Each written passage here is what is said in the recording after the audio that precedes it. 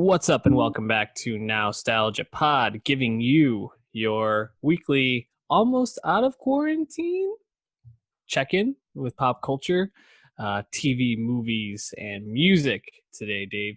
We're going to be diving into a couple albums, a couple movies, and a HBO miniseries that debuted this past Sunday. But first, just want to check in. I'm with my trusty co-host, Dave Martinson. Dave, how are you doing this week? I'm doing well. It's been a lot of public, how should we say, outing of abuse of all kinds throughout the entertainment industry across many mediums, industries, all that. That's obviously good to see. Tough to, I guess, scroll and see more of that unveiled day to day. But then again, it's good that that's getting out. Those conversations can to be had, so don't think we have a whole lot to add to that, but that has certainly been one of the bigger storylines the past week, I'd say. Yeah, for sure. Always disheartening to see just the depth of the abuse that goes on with these stars, and pretty much always male celebrity or producer or something like that. So good that they're being exposed, bad that it's still happening. Let's hope that it continues to happen less and less, and all strive to be better men. But Dave, I think we should transition right into the music today, because I think we have a couple of pretty good albums to dive into. We're going to start with the third album from City Girls, City on Lock. This duo, female duo, dropping this 15 song, I guess, but there's maybe like one or two tracks that are kind of short, but most of them pretty regular length songs, which we haven't been getting too many albums where like all the songs are like regular length songs. So I'm impressed by that. They're from where? They're Miami, I think. Yeah, they're from Florida. City Girls, Young Miami and JT, the duo. Most famous, I think, most got on people's radars in 2018 with their uncredited guest vocals on Drake's In My Feelings. Fuck that Netflix and chill. What's your net worth? And then, of course, they've had some of their own hits since then, like Act Up and Twerk with Cardi B. And interesting thing about this album, not on my radar, not really on anybody's radar, because it was not supposed to come out on Saturday. They had just announced its existence, more or less, and they put out that first single, Jobs, and then it leaked. So they were like, fuck y'all, we're putting it out. And it came out on a Saturday. And here we are. Well, I'm definitely glad that they dropped it, because this was quite a fun listen, I thought. I think there's a lot to like on here. They obviously flowed together pretty well, I would say. I think they're a very they have a good relationship, good play off each other. But I think what I was most impressed by was just some of these songs go really hard. And Jobs, I think, is probably the one that stood out the most. That like deep beat is so like just kind of like rock your doors on your car. But throughout this, there's kind of a lot of bangers on here. How did you feel about it? Yeah, I agree. Just quickly on Jobs, which is also one of my favorites. That beat is not produced by Tay Keith, but it sure sounds like Tay Keith's Nonstop by Drake. Like, that is the same drum kit. That is the same bass line. I listened to it a few times just trying to figure that out, and it sounds very similar. So we might be seeing more about that in a bit. But yeah, they go hard, and they've had great chemistry. And I'm kind of impressed at the way the still rising stardom of City Girls has been handled, because they're signed to Quality Control, an album that or label that is made their name on flooding the zone with lots and lots of projects, namely like Migos and Lil Baby. They didn't do that with City Girls, because JT was arrested and in serving a jail sentence for credit card fraud, basically right around the time they started blowing up. And they kind of just rode that out. And Young Miami had a kid, and like now they're both JT's out, and they're like ready to go again. And it sounds like no time has been wasted, nothing was lost, because they have great chemistry and they go hard and they're fitting right into that wave we're seeing with a lot of female MCs in terms of empowerment and my pussy ain't free, that kind of shit that we expect from people like Megan Thee Stallion and Doja Cat and a lot of others. And they're great entries in that too because they just drop bangers. Shit's hard. Yeah, and they have great features throughout too. Doja Cat, Lil Durk, Lil Baby, who I particularly liked Lil Baby on Flued Out. I thought almost every time Lil Baby shows up, I feel like I'm more and more impressed. Yeah. And what features stood out most to you, though? So I like Doja Cat on Pussy Talk because Doja Cat has her own brand of this lyrical content, but actually flowed together quite well. But I think Lil Durk on City on Lock sounded great. And in general, Lil Durk's another guy who's rose in estimation with me more of late than he did in his early parts of his career. And I guess if you wanted to be critical, they're not doing a whole lot. They didn't do on their other two projects. There's a little bit of like some choruses here and there, but more or less it's kind of the same stuff. And in a sense, their flows are pretty repetitive, I guess. I don't know if it's necessarily a problem, but I don't know if they have the same like top tier technical ability that say like Megan does. But either way, they make lots of I think songs that can connect with people just because the lyrics are actually pretty relatable. Yeah. And yeah, I mean, even if some stuff sounds like other stuff, it's usually sounding like a song that's hot. So it's not the worst thing in the world. Yeah, give me their chemistry and some beats that go hard, and I think you're going to get a really enjoyable album every time. So definitely a pleasure to listen to. What songs you want to throw on the playlist, or what song? Yes, I think Jobs is a clear highlight for sure. I also really like Double CC's because on that one, there's a bit of a back and forth between JT and Young Miami on the hook, which I like. That's something that comes with chemistry, comes with time, and I actually would like to hear more of that on that. A lot of times they're just kind of taking turns on the songs. So that one stood out to me as well. Cool. Jobs on the Nowstalgia Best of 2020 playlist. Check that out on Spotify and follow it. Let's jump to, I don't know if we can call her necessarily hip hop, probably a little more R&B. Teyana Taylor, dropping a very long album, hour and 14 minutes. We're talking features. We're talking features here. There's lots of guests dropping on this, some big names.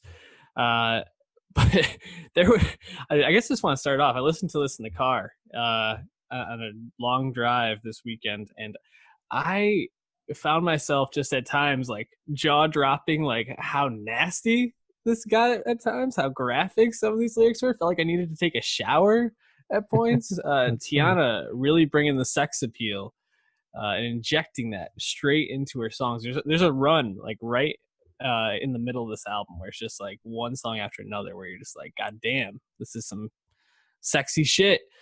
But Dave, how are you feeling about this album as a whole? An hour, 14 minutes, 74 minutes, quite a listen. Yeah, 23 tracks, a far cry from her 2018 album, Keep the Same Energy, which was only 8 tracks. Famously, Teyana was not happy with the rollout and promo with that album. Of course, the last of the fabled Good Music Wyoming sessions and all that. So she seems to have completely course corrected in the other direction, not having to worry about anything being cleared and being cut. She just didn't seem to cut much of anything. No. By all accounts, this was mainly recorded this year as well. It's pretty new, pretty quarantine focused. But yeah, I did struggle with it in that regard because there's just so many tracks. And Teyana, who has been I think known as a talent since a young age when she choreographed for Beyonce, as just when she was just really a dancer. She doesn't have the most jaw-dropping voice in R&B, and I think when you have this many tracks, there's just gonna be a filler vibe to some of them.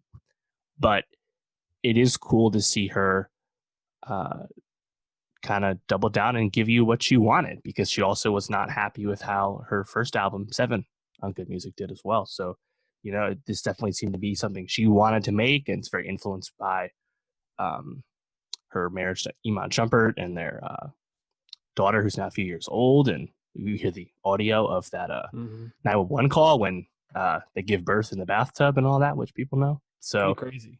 Yeah, it's definitely way too long, but there's also highlights because Teyana Taylor's is really good at that silky R&B.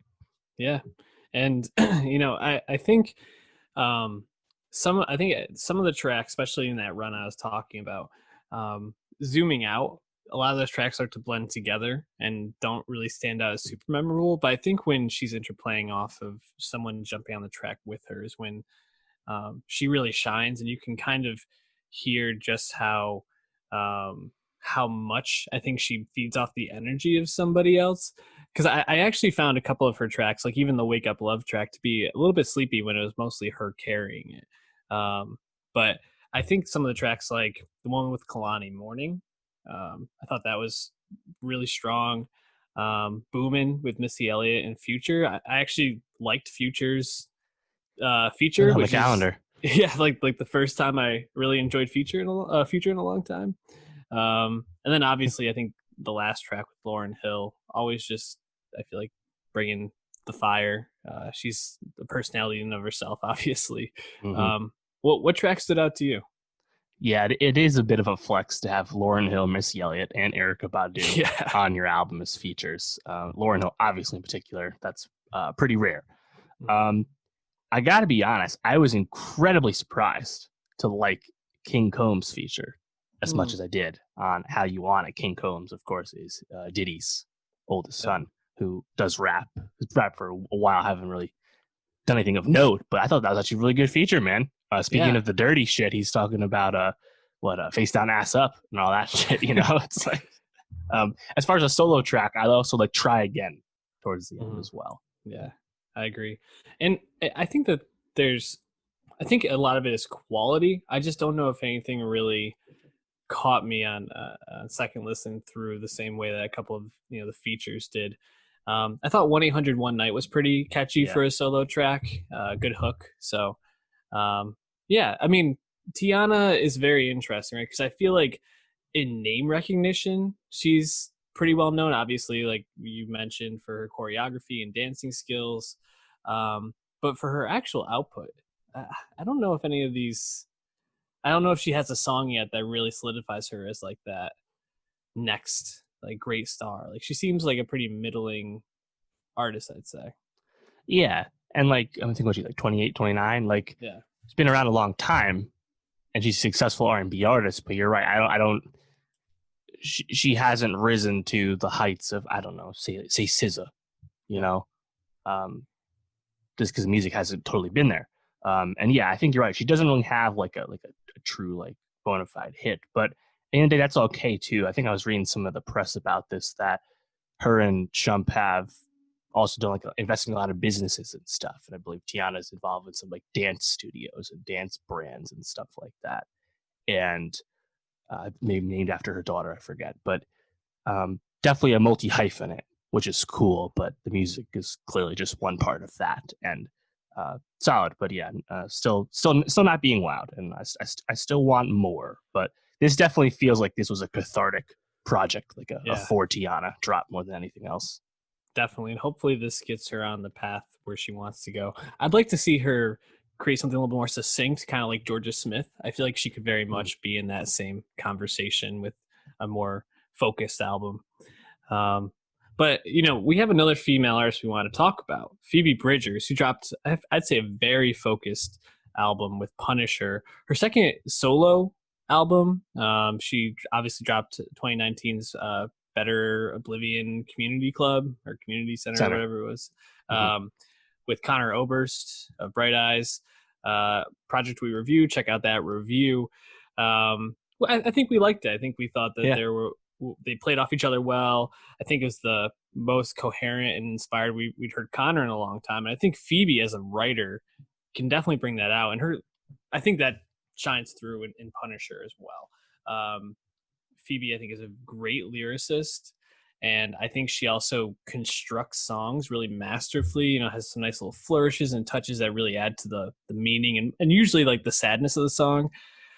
But I gotta say, I found this album to be a little bit, I don't want to say tough to listen to, but just a bit of a drag. Like it was a heavy emotional album, and not, I wouldn't say super engaging all the time, especially the back half I found to be pretty tired in a lot of ways. How did you feel listening to it? Yeah, oh my god, that's so funny to hear you say that. Yeah, I liked Phoebe on Better Oblivion Community Center. I also liked her in Boy Genius, even if the Boy Genius trio definitely felt like a your turn, my turn, Yeah. her turn kind of EP from a trio. But yeah, at this point, she's only 25, but she has this immense clout in indie rock. Yeah. Just kind of a universal acclaim very fast, and also casting a wide net in terms of collaborators, both on the mic and in the back end as well. So to come into this, I was expecting something big, and I think Soccer Mommy's Color Theory comes to mind, something that I think really did hit, and another person who's on this similar indie stardom in her early 20s. But for Phoebe, for me with this, I think the songwriting talent, which we've already known, is still very present, and she's such a stark, almost blunt songwriter, and it does impress me a lot, because I think it's hard to be so upfront while keeping a song structure and stuff like that. And it's also really personal lyricism that I think has endeared her to a lot of people. But this is the kind of indie rock that I do struggle with, just because Phoebe has a bit of a deadpan delivery and is intentionally making minimalist tracks. Right. It's really about that lyricism, about that message. And if you, like you said, if you engage and you let her take you down because of the subject matter, you'll probably be impressed. But I have a hard time listening to it, just because it's I feel like it asks a lot of you. I think there are highlights, so like Kyoto in the beginning, my ears perked up. So wait, this is up tempo, and turns out that was definitely a outlier, because she's that's like a jam song, that's a festival track. But it's not my favorite, but it's nothing new for me. I think in terms of Phoebe, she kind of goes in two directions, either like Kyoto, or I'm trying to remember, I think it might have actually been on Punisher. The ending of it, she brings in like a lot of strings. I'm not sure if that's the right track. I can't find it in my notes where I wrote down, but she also does that at the end again, where she brings like an orchestra in for another song. And I think that those sorts of flourishes really add to just like the way that she can portray emotion through her songs. Like you said, she does have a bit of like a deadpan delivery, but her lyrics, if you really sink into them, you're sinking. Like you're really down in the muck with her. Yeah. She signed the Dead Oceans. Good label name. Yeah. Definitely. But I think where this kind of didn't hit all the way for me was there wasn't enough tempo change up in the songs. I think all kind of started to sound very similar to me. And when it's someone like Teyana Taylor and it's 23 track album, you kind of expect that. Even City Girls, you kind of expect something like that. But Phoebe, at being this like indie rock prodigy at 25, I'm looking for her to be trying things and to be kind of changing things up. And I think my expectations for this maybe were a little bit more, looking for a little bit more from her than she actually delivered here. Still, I think really solid album start to finish, but just not necessarily the most engaging listen. You mentioned Kyoto. That was a standout for me as well. Any other songs that you liked? Yes, towards the end, I See You. There was a moment on verse 2 that reminded me of Soccer Mommy's Your Dog. I hate your mom. I hate it when she opens her mouth. It's amazing to me how much you can say when you don't know what you're talking about. And because it's Phoebe Bridgers, she's not actually saying that in a super emotive way, which actually makes it even more cutting of lyrics. So I really like that. Yeah, she really is like that, like Daria, almost like character of indie rock, right? Where her affect is so flat, but what she's saying just like cuts straight to you, and she can do it in the most like ironic way. You're just like, damn, that really got me. I thought I See You was another strong song. And Garden Song, which we already think have on the 2020 Best of playlist, is just a really strong track. And it's really interesting because I think the male duet on there that guy's voice is incredible, and it's just like I think like Herodi or something like that, or it might be like the like pianist of her band who's not actually known for singing, just has a very deep like Icelandic almost voice. So there's a lot to like here, but I wouldn't say that this is probably gonna make my best of list for the end of the year. Drop us your thoughts if you're watching on youtube.com/nowstalgiapod, hit that subscribe button. And you want to hit that subscribe button because we're going to be talking about the first episode of Perry Mason. Then we'll be wrapping up the season in a few weeks, about 7 weeks, because this what a transition episode miniseries on HBO starring Matthew Rhys from The Americans, which we both still haven't finished. This would be the time to get around to it, right? Really like the show still. Yeah, so Perry Mason debuted this weekend. Dave, how you feeling about this? I got some mixed feelings. I want to hear where you're at first, though. Yeah, well, I think there's a lot of on the surface stuff that's really impressive, right? It looks expensive as hell. It looks awesome. When they tell you we're about to be in 1932, you believe it because they really spare no expense. You feel like you're in LA. It looks awesome. And it's not just like stark sets either. It's striking cinematography along with that, and that's awesome. I like to see that. And then there's you have a talented cast on top of this, right? You have Reese, you have Shea Wiggum, who's really seems to be laughing it up. John Lithgow making an impression. I know Tatiana Maslany is coming in future episodes, Emmy winner, and Gail Rankin from Glow as the mom of the dead baby. I think she also stood out. She was Sheila the She-Wolf on Glow. So like there's like that cast, right? And you're getting what seems to be a pretty, I guess, classic, easy to grasp, hard-boiled crime noir, right? This detective solving this crime, detective who has some personal issues as a World War I vet with PTSD, alcoholic, all that. And he's maybe going to grow along the way. Like, it's pretty easy to grasp where this is probably going to go. And if you know anything about the Perry Mason IP, long-running one at that, he's probably going to become a lawyer or at least get into the courtroom. Of course, the famous Perry Mason show is really a legal drama, not a mystery show. Right. So you can kind of see where it might be going. But I guess I'm not really invested in the plot through one episode, but I like a lot of the trappings and the showmanship to it through one. Yeah. You know, setting a noir style miniseries in old school LA, and especially like the underbelly of Hollywood, feels like the perfect pitch to get me hooked. And I think the fact that I left feeling disinterested in the plot, I think a little bit confused by certain aspects of the plot, and then also just Matthew Rhys, very charismatic guy.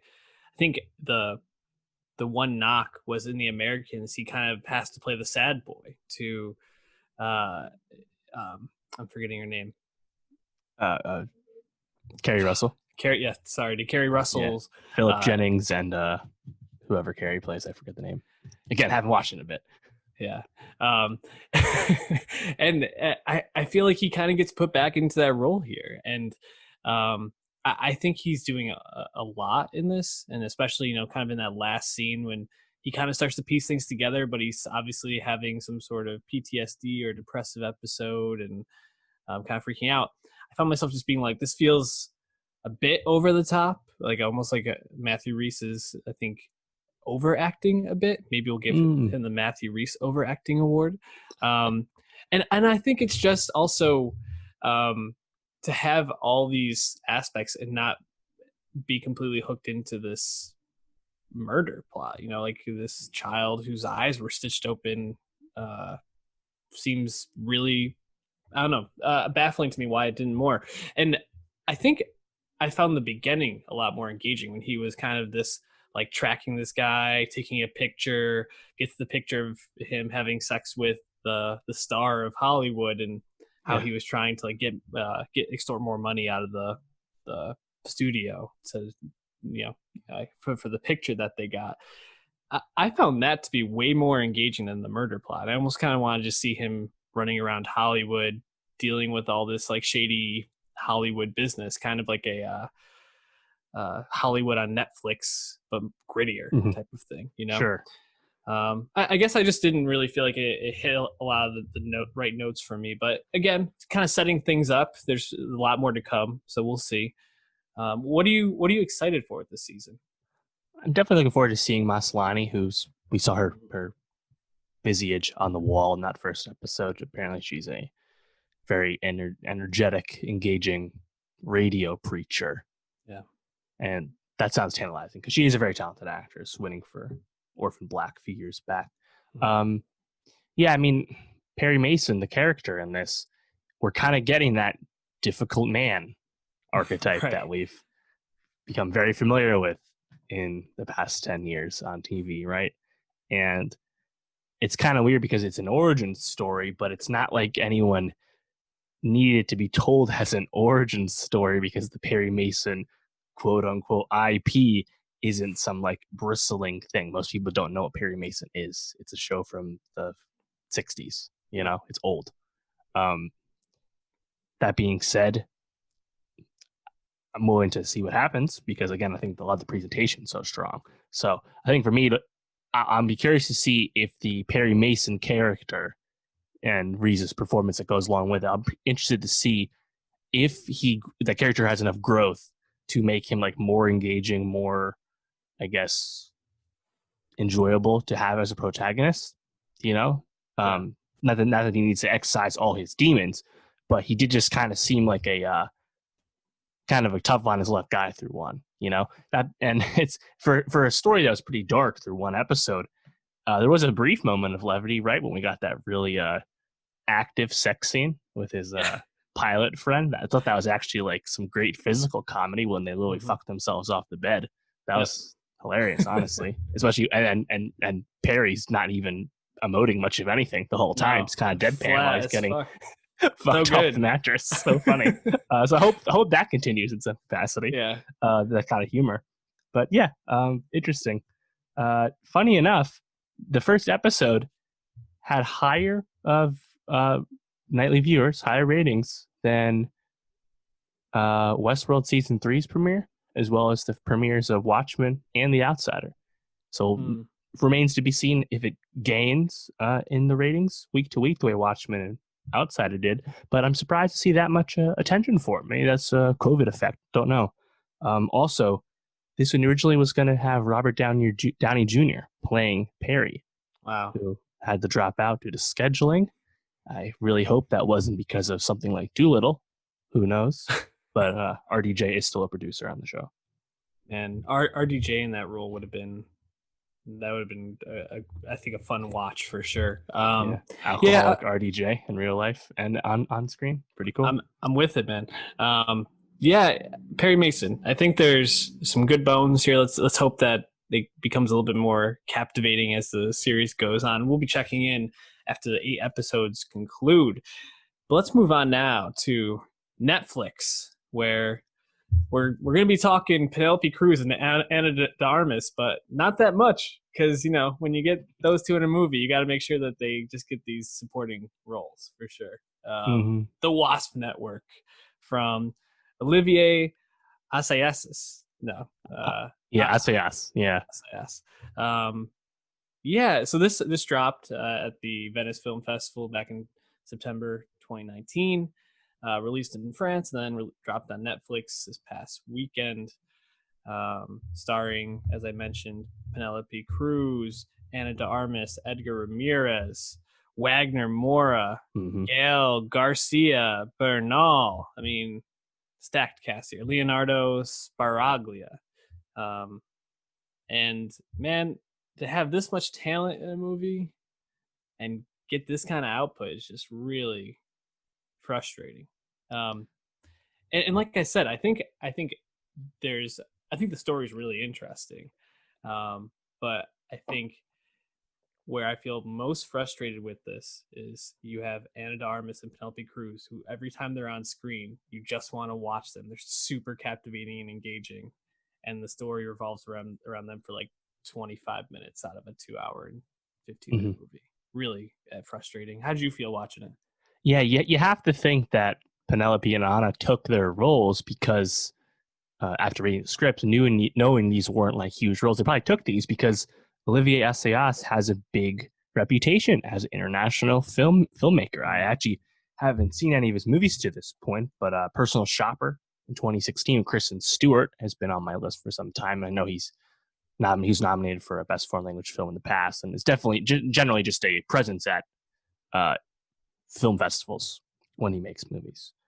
So you have to think that's why they got invested, but it's really a bit of a clunker because the movie just has so much going on, and it's quite convoluted, which really is a shame, not just because of the cast, but like you said, this is a really interesting story that I think, if told in a better way, would I think really resonate. You know, it's Cuba, but it's not Cuba as we come to always know it, like in the peak of Castro and the missile crisis. It's after the Soviet Union fell. It's in the 90s, right?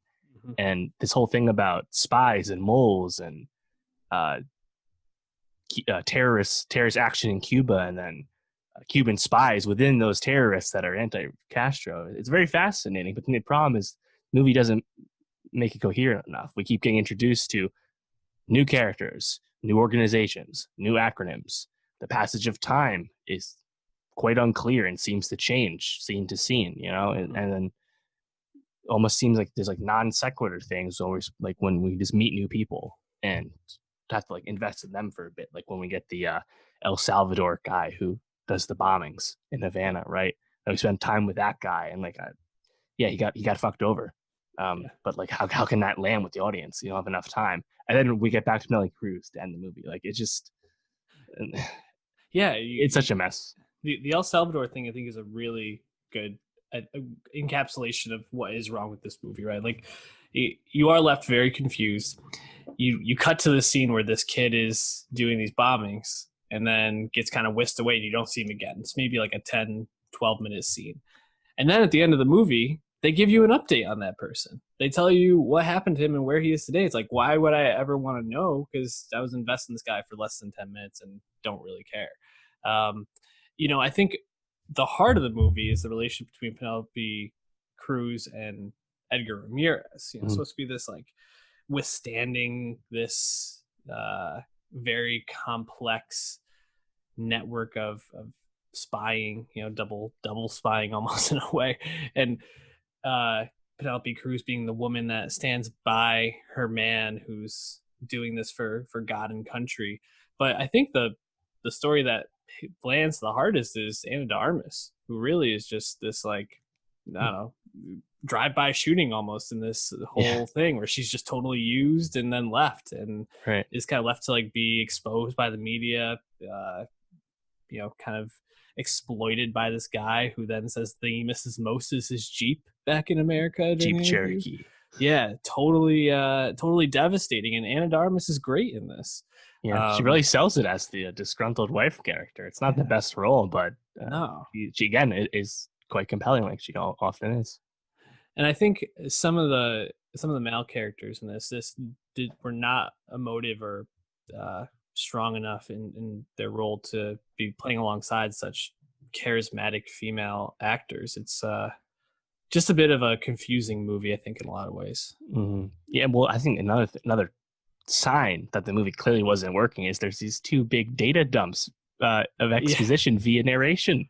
Yep. Oh, there's all these other guys being spies in Miami too. You have no idea who they are, why they're spies. Doesn't matter. Just know they're there, know they're acting, and when you see them get arrested at the end, just get that point. Like, it's a mess. And I think maybe if this was stripped back and we focus on these themes and this history, but maybe not do all of the people that got arrested, maybe just focus on Edgar Ramirez, who plays Renee. I forget his last name. Maybe focus on them. Yeah, Gonzalez. There's too many moving parts in the way it's told, and you can tell that just the plotting just kind of gets away from Olivier. So yeah, I really loved when Gael Garcia Bernal's Geraldo Hernandez pops up, because when he's explaining to his wife why he's going over to do this, he's like, there's all these spies in America, but they need someone to get them in line, to like organize them. And I was like, wait, what? Like, I thought that guy who's like recruiting them over in America is like organizing them. Like, what is it? Was I don't know. I found myself to be really just like lost in the sauce throughout this movie, and really disappointed because I think when you have this, that much talent and that kind of story, it could have been so much more. So I don't know. Any last thoughts before we move on to, I think, a better movie? Yeah, you can skip this one. Reading the Wikipedia. Good story. Yes, definitely a good story. Another good story is Babyteeth, which dropped on IFC, Video on Demand, VOD, uh, starring Eliza Scanlen and Ben Mendelsohn, Toby Wallace. I think lesser known of those three Who big plays ones. the Then mom? Essie Davis. There you go. Yeah. Um, you know, Going into this movie, I had very little knowledge of it, and I just left this movie feeling like this was a total delight and really moving movie, and also probably my favorite Ben Mendelsohn role, uh, maybe ever? Question Wow.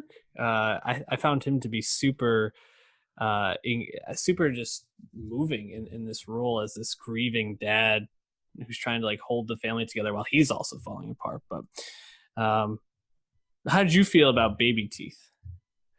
Yeah, I think there's a lot of stuff that stands out. Obvious things to like. It's the debut film from Shannon Murphy. She probably most famously directed some episodes of Killing Eve, but it's one of those you kind of like indie films that you can tell is like a debut or a young filmmaker's first few movies because it's trying to avoid convention and Mm, predictability and stuff like that.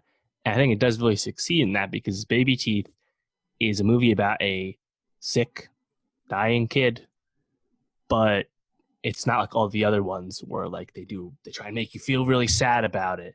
And there's all these cliche moments. It's not that kind of story. And you kind of have this duality with her parents who also seem to be grieving and medicating in maybe a more uh, less taboo fashion via pills and whatnot, right? And uh, whenever you think the plot's going to go in a direction that uh, would wrap it up cleanly, it doesn't do that. And the visuals are also pretty arresting, I'd say. There's, I think, mm, the dance scene where like there's some kind of like blurry shots and whatnot.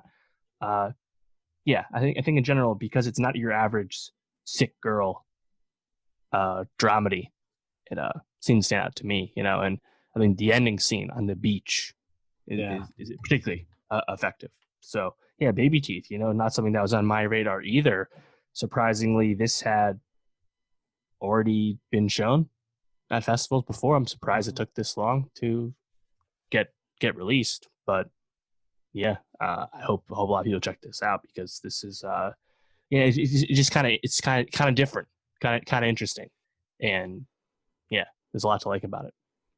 And I think we all knew Eliza Scanlen she's got the chops, man. I mean, we saw her in Little Women, saw Mm-hmm. her in Sharp Objects, Yeah. both I think very impressive turns, and I think she's great throughout this as Mila, the main character who is dying of cancer, and um, trying to navigate this romance with this older drug dealer kid played by Mm-hmm. Toby Wallace, who they really like ugly him up for this. If you Yeah, look at some I of his do. pictures online, he's like a very attractive man, but I think it's that mullet and that like scum stash that he has throughout, just really effective in making him look like this kind of low life drug dealer. But seeing how them kind of finding each other brings out certain aspects of who they are and what they're looking for at that certain time.